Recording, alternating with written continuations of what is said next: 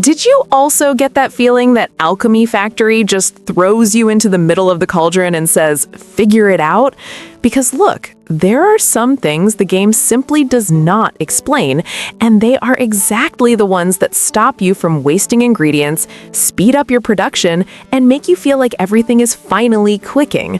Today, I'm going to give you 7 essential tips I wish I'd heard before wasting time making mistakes at the start. This isn't a basic guide or a recycled tutorial. It's an experience shortcut, things that make all the difference when you're trying to optimize, evolve, and not get stuck in your progress. I'm Mary, and the video is about to start.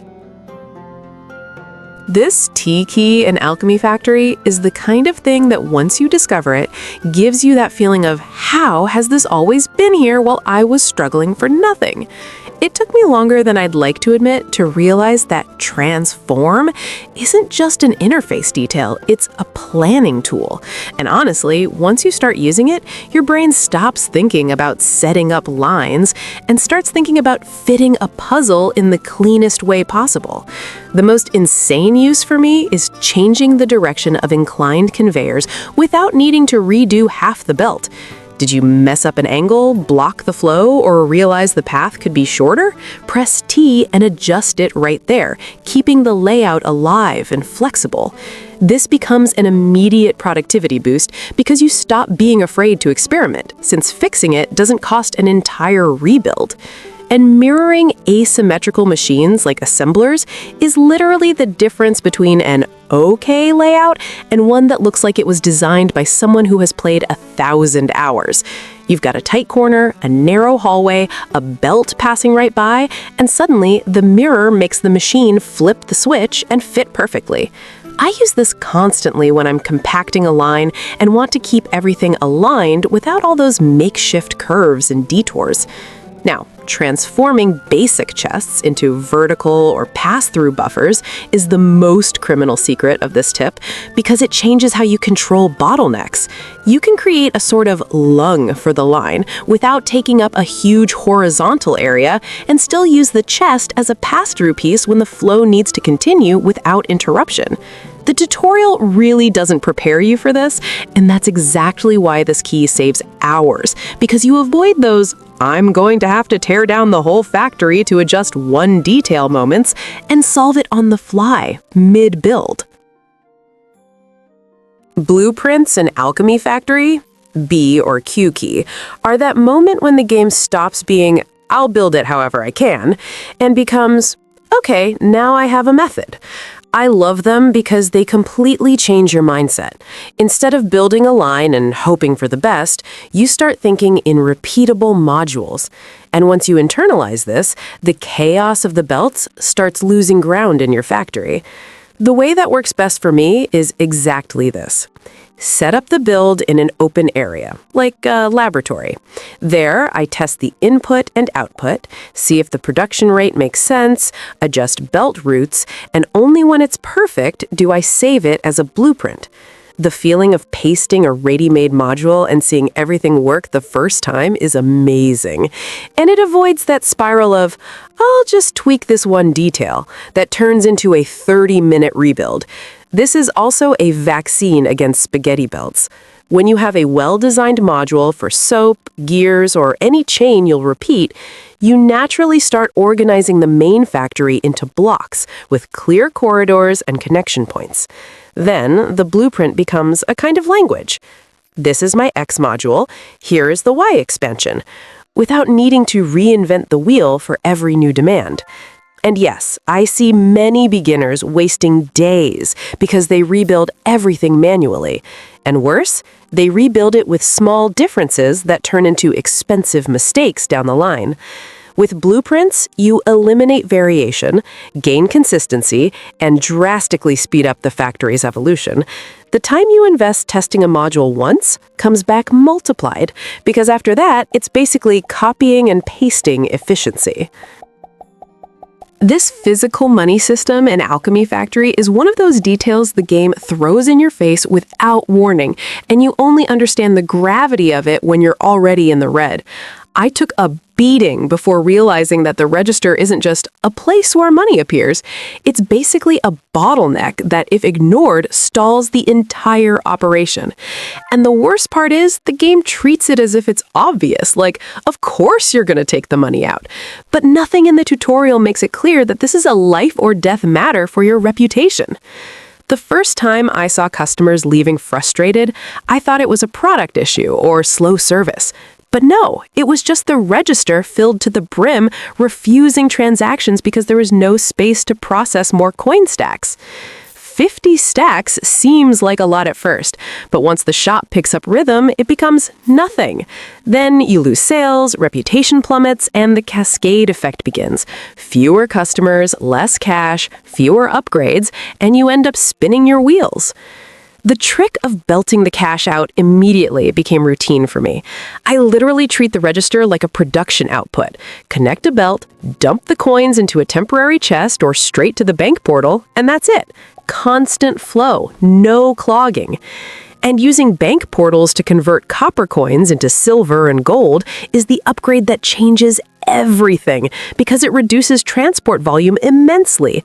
One stack of gold coins is worth infinitely more than 50 stacks of copper scattered across the factory.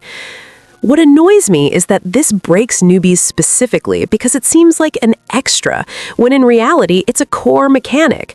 People spend hours trying to optimize production, shop layout, product assortment, and everything stalls because the money is literally piled up and blocking sales. When you understand that cash is a physical item and needs to flow like any other resource, the game opens up. But until then, you can waste a lot of time thinking the problem is somewhere else. Building vertically was the point where I stopped fighting the terrain and started taming the space. At the beginning, we think of a factory as something flat, everything side by side, until you realize that new land costs gold, and suddenly the ground becomes the most expensive resource in the game. The catch is that verticality is practically free, so every extra floor you create is like getting a new plot without paying a dime. When I started using vertical conveyors, stairs, and platforms, my chains became much more compact and easier to expand. Instead of clearing a massive corridor to run a belt, I go up, cross over, and come down where I need to. This also helps immensely in separating the dirty production, inputs, buffers, conversions, from the clean part, organized outputs, because you can distribute layers by function and avoid that classic ground floor tangle. And in the shop, this tip is almost a cheat.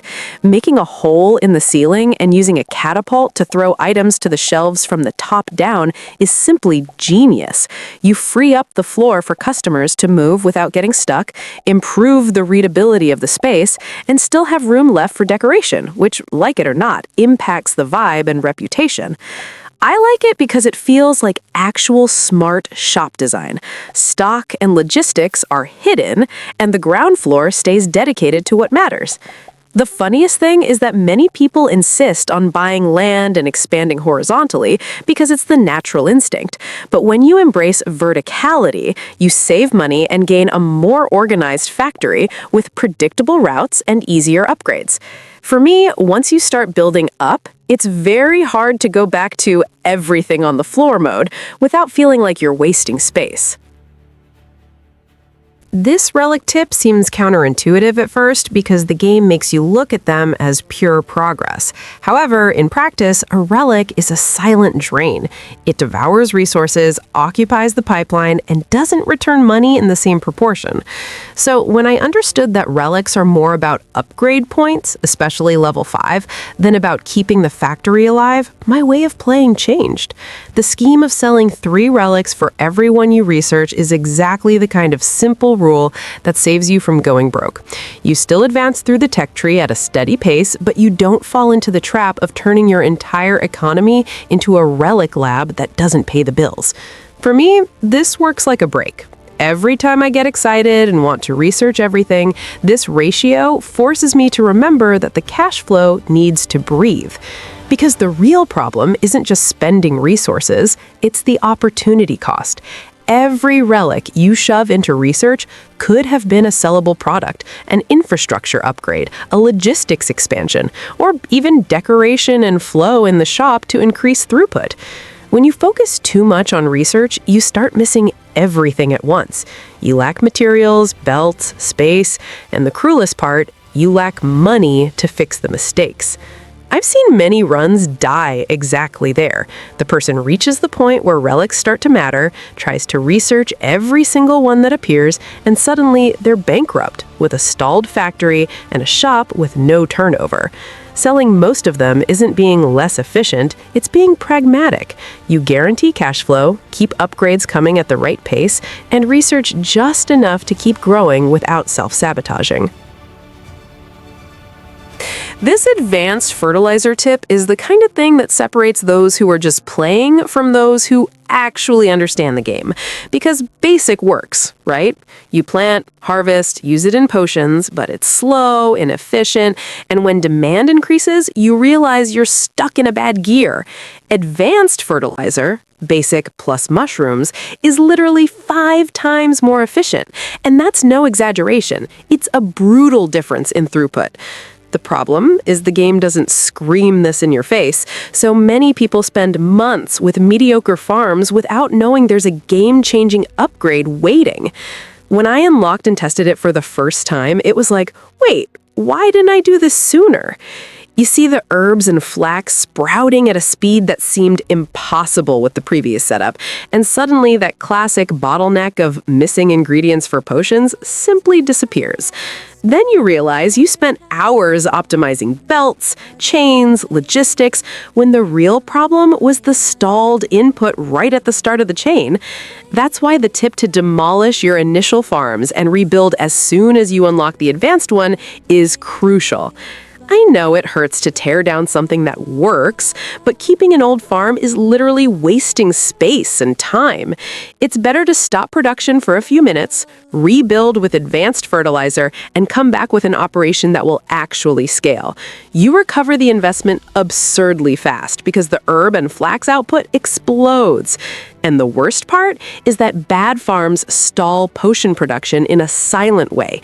You don't notice it immediately, you just notice that potions are always almost ready, that you're constantly out of stock, and that customers are left waiting.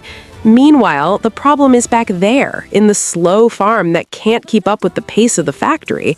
Rushing advanced fertilizer isn't just a good tip, it's practically mandatory if you want potion production to work without headaches. This central money belt is one of those ideas that, when you set it up for the first time, makes a mental click. You stop treating money as an annoying item to collect and start treating it as infrastructure.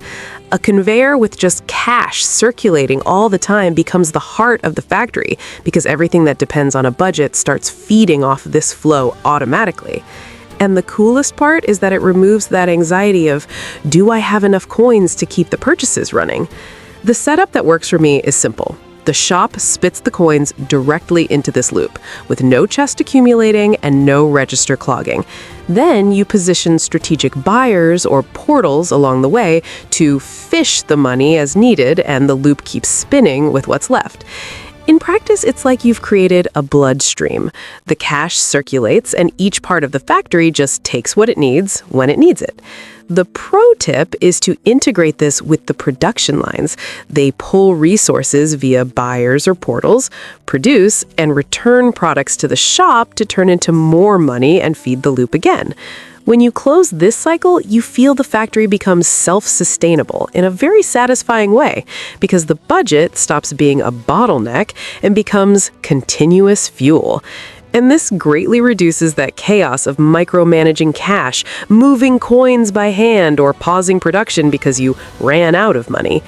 It's a more advanced concept, but I swear it transforms the experience. You move from firefighting mode into empire building mode.